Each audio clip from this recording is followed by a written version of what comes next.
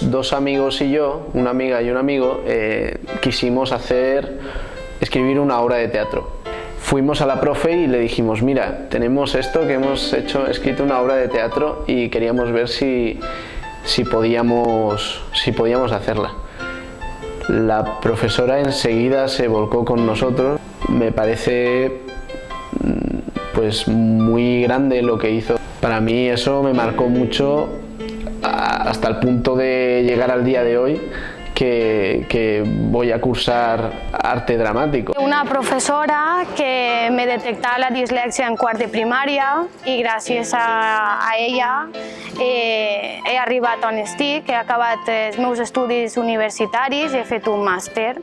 Cuando estuve estudiando producción audiovisual en la Marsadella, tenía una profesora que era muy alegre, muy extrovertida y sabía lidiar con cualquier tipo de persona, como buen productor y en este caso también profesor. En concret en el cicle superior que em va ajudar molt i gràcies a ell ara estic estudiant una carrera.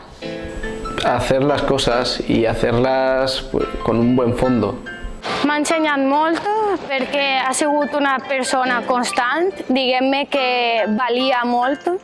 S'ha posat en contacte amb professionals per a que la meva dislèxia tinguera una evolució i anara canviant. El meu professor sempre ens incitava a tota la classe a pensar per nosaltres mateixa, a no guiar-nos per lo que digueren en la televisió o en la premsa, a tindre una idea pròpia nostra. Tuve una profesora que era muy emprendedora, era especialista en el ciclo en el que estaba estudiando y nos ha sabido enfocar y enseñar cómo está el mundo audiovisual, sobre todo en España. Quan vaig prendre la decisió de presentar-me a la selectivitat, ell, sense ninguna obligació, quedaven els dissabtes y ell em preparava per a fer l'examen. Me acuerdo, por ejemplo, de don Rafael. Todas las mañanas nos leía una oración y al acabar la oración dijo, esta oración pues va por mi mujer que acababa de fallecer. Fue un momento para toda la clase súper intenso.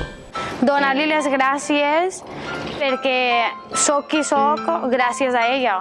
Si me volviese a encontrar con mi profesora le diría que muchas gracias por haber sabido darme caña y sin perder nunca el sentido del humor.